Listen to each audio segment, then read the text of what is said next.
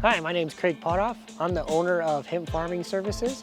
And today we're going to talk about the 3 biggest problems that hemp farmers face when they're going to go raise hemp.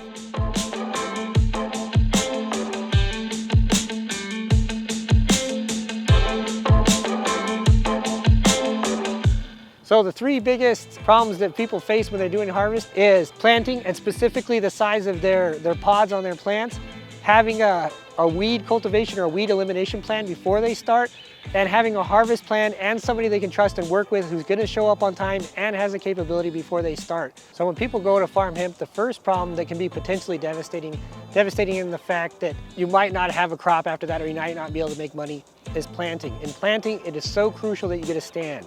A stand is how many plants are actually in the field growing after you plant. So the biggest issue with hemp planting, transplanting, and seed planting, the pod size. If they're too big, they won't go through the planter. If they're too small, when they go through the planter, they fall down, they fall on their sides like this, and then the plants either have to be fixed by hand or they won't grow. So the second problem that people face when farming hemp, and it's also a potentially disastrous problem because it's one of those problems when you discover it, it might be too late. That is weeds, or eliminating the weeds. The first time most hemp farmers think about weeds is after they planted, everything's looking good, and the weeds get up and they're about this big.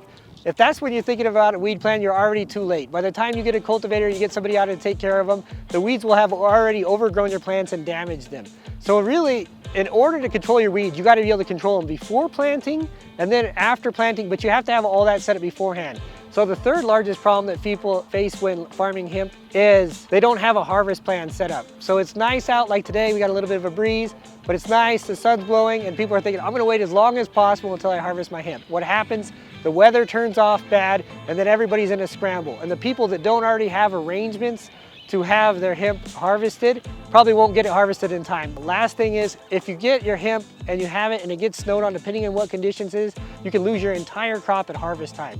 That's why it's so devastating. These problems are really all summed up by having somebody that can anticipate the problems come and have the capability to solve them, to work with you so you're not in a bind and you're not running around. We love farming and we want you to enjoy it too, and we want you to be successful.